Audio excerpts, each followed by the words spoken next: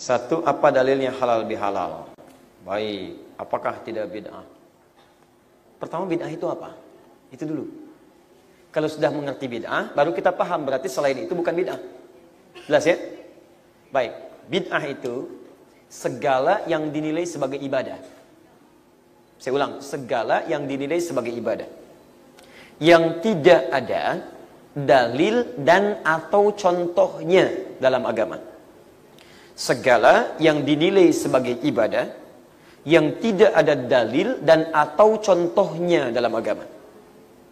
Jadi kalau itu bukan terkait perkara ibadah langsung, maka kalaupun itu ada, itu bukan disebut sebagai bagian dari bid'ah. Paham? Baik, saya mau contohkan misalnya. Mohon izin, mohon maaf, kita lihat pelan-pelan. Kalau saya makan, ibadah bukan? Saya minum, ibadah bukan? Rapat, ibadah bukan? Ibadah. Baik, ibadah yang jenis apa? Kalau ibadah itu diatur dengan ketentuan, maka masuk pada mahdoh. Ada yang ghair mahdoh. Nah, ibadah yang mahdoh, masuk dalam ranah ibadah, itu yang disebut dengan konteks ibadah. Itu nggak boleh kita ada-adakan. Sholat itu ibadah, ada ketentuannya.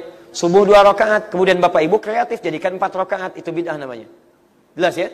Tapi kalau rapat, itu bukan dari bagian ibadah mahdoh. Anda nggak rapat, Anda tidak dosa. Mau rapat, silahkan. Ya, kalau untuk kebaikan ada pahalanya. Kalau Anda tidak kerjakan pun Anda tidak dosa. Olahraga itu bagian dari ibadah mahdoh, bukan bagian. Kalau Anda olahraga silahkan, tidak juga tidak berdosa. Maka itu dalam konteks kehidupan dunia. Segala hal yang terkait dalam konteks kehidupan dunia, maka hukumnya ibahah, boleh dilakukan sepanjang tidak ada dalil yang memerintahkan atau melarang. Nah, sekarang yang ibadah pun itu dibagi 4 bagian. 1, ada dalil, ada contoh. Kalau yang ada dalil, ada contoh, itu bukan bid'ah. Semacam sholat. Dalil ada, contoh ada. Kedua, ada dalil, contoh sementara. Izin, seperti kunut. Dalil ada, contohnya sementara. Setelah itu, ada pendapat Nabi tidak mengerjakan lagi, ada pendapat Nabi mengerjakannya. Tapi tidak pernah Nabi melarangnya. Ini bukan bid'ah. Jadi kalau ada orang kunut, itu bukan bid'ah. Yang kunut benar, yang tidak kunut pun benar. Karena Nabi pernah praktekkan keduanya. Yang salah, yang tidak sholat subuh. Baik. Yang ketiga, awas hati-hati. Ada dalil, tidak ada contoh sama sekali. Awas hati-hati. Ada dalilnya, tidak ada contohnya sama sekali. Baik, saya mau tanya pada Bapak dan Ibu sekalian. Mohon maaf ya, mohon maaf. Kalau Bapak Ibu ingin zakat, pakai apa zakatnya? Halo? Uang, beras, Masya Allah. Tolong tunjukkan pada saya, Nabi pernah zakat pakai beras. Tunjukkan.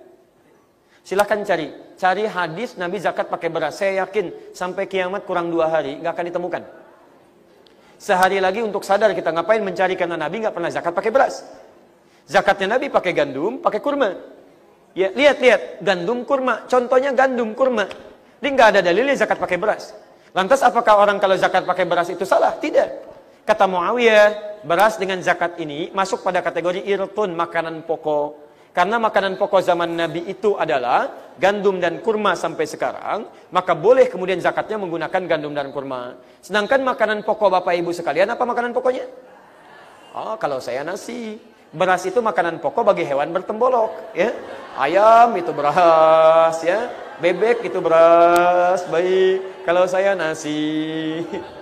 Baik, nasi asalnya dari beras, maka dari situ dimasak boleh diberikan. Lihat, tapi dalilnya ada enggak? Tidak ada. Contohnya ada? Tidak ada.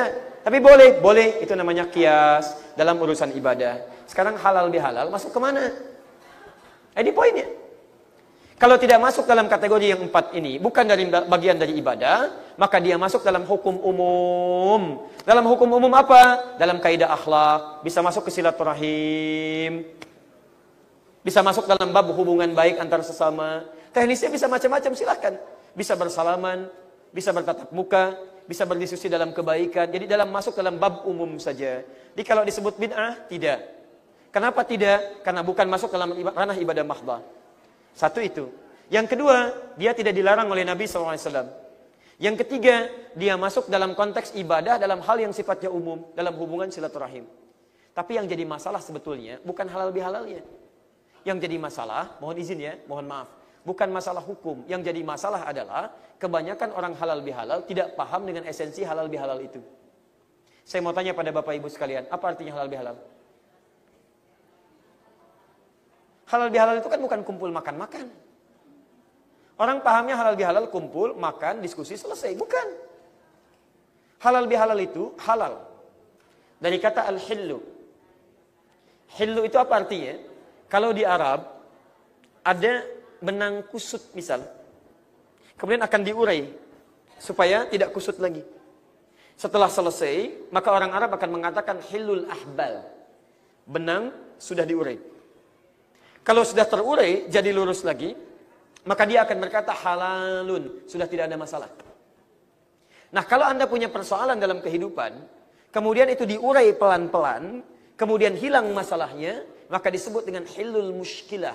Masalah sudah selesai. Kalau masalah sudah tuntas, maka sifatnya disebut dengan halal. Karena itu kenapa makanan disebut dengan makanan halal? Karena tidak ada masalah di dalamnya. Kenapa hubungan suami istri halal? Karena tidak ada persoalan di dalamnya. Begitu Anda menempuh hubungan yang tidak tepat, maka ada persoalan di dalamnya seperti benang kusut tadi. Anda makan makanan yang haram, ada persoalan kusut di dalamnya. Membuat Anda pusing, banyak pikiran, banyak dihantui hal-hal dan sebagainya. Maka ini yang disebut dengan halal. Kalau ingin dipertemukan halal dengan halal, maka ditambah bi sebagai alat perekat. Harful ilsaq, huruf yang melekatkan satu dengan yang lainnya. Kalau disatukan jadi kalimat halal, bi halal, satu halal, kemudian direkatkan dengan halal lagi, ini artinya Anda membuat satu momentum untuk mengentaskan, meluruskan, mengurai segala jenis persoalan yang mungkin muncul antara satu momentum dengan golongan yang lainnya. Anda punya masalah A, punya masalah dengan B, begitu bertemu, bagaimana masalah ini bisa runtut kembali, hilang, terurai. Ada persoalan di kantor, hilang. Persoalan di rumah, hilang. Persoalan pertemanan, hilang. Makanya orang-orang yang praktekkan halal bihalal, begitu dia datang dengan pulang, itu akan beda. Datang mungkin masih ada sekat. Datang mungkin ada persoalan. Kadang-kadang senyum sulit. Tapi begitu dipertemukan, konteksnya disebut halal bihalal, maka masalah itu semua terurai. Pulang, senyum dengan gembira. Pulang, tenang perasaan. Pulang, lapang di bawah. Itu yang disebut dengan halal bihalal. Paham sampai sini? Nah, konteks seperti ini masuk dalam ranah silaturahim. Jadi begitu bertemu, kasih sayang itu muncul. Ulama kita mengistilahkan dengan kalimat halal bihalal. Paham sampai sini? Baik. Di antara hadis nabinya, di At-Tirmidzi disebutkan, "Ma min muslimaini yaltaqiyani fayatasafahani illa ghufira lahum qabla an yatafarraqa." Tidaklah dua orang muslim bertemu, kemudian saling bersalaman, kecuali sebelum keduanya berpisah, dosa-dosa yang ada di antara keduanya itu akan digugurkan. Ibu punya persoalan dengan teman yang lain. Ya, ketemu susah. Komunikasi jarang. Dipaksa oleh Allah sebelum meninggal harus beres dulu. Kadang-kadang dibuat momentum sampai ketemu. Kalau sudah sampingan gak mau selesai juga harus dibuat kemana lagi. Maka dipertemukan satu tempat tiba-tiba bersalaman. Itu begitu salaman, dosa di antara keduanya seketika digugurkan oleh Allah Subhanahu wa taala.